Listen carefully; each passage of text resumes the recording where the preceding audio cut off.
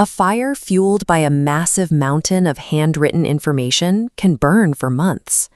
In 1193, an archive containing the world's most concentrated collection of human records became the center of a relentless, unnaturally long blaze. This place was known as Nalanda University.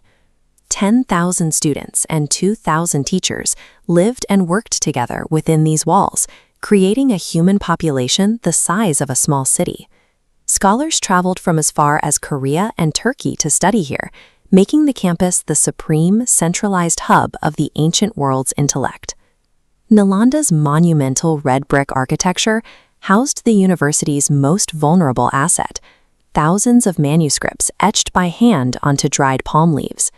Every character was painstakingly carved into the fiber. It took lifetimes of human labor to compile these specific records of medicine, astronomy, and philosophy.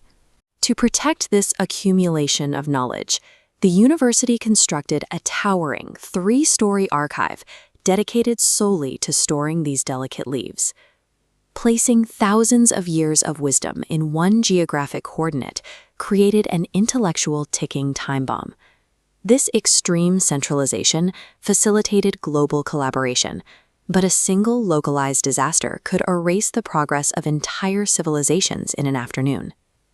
That disaster arrived in 1193 as a horse-mounted army appeared on the horizon. Centuries of academic peace were severed instantly when the campus was breached, turning a place of study into a site of violent conflict. The scholars faced an impossible choice: flee to save their lives, or stay and die trying to protect the manuscripts they had spent decades preserving. As the monks were routed, the human custodians of this knowledge were scattered, leaving the 3-story archive completely defenseless. Severing this network of teachers and students was the first step in the total erasure of the institution's legacy. With the scholars gone, the library complex was deliberately set ablaze. Historical accounts describe a fire that did not burn for days, but continuously for months. This diagram estimates the staggering volume of fuel required to sustain a fire for that duration. Millions of palm leaf manuscripts were stacked so densely across 3 stories that they functioned like a slow-burning mountain of organic coal. As the smoke rose, centuries of medical research, astronomical data, and philosophical debates were physically destroyed. The fire's duration was a slow, real-time unwriting of human progress. When the smoke cleared, only these empty red brick foundations remained. The loss of this centralized hub triggered an immediate dark age for academic progress across the region.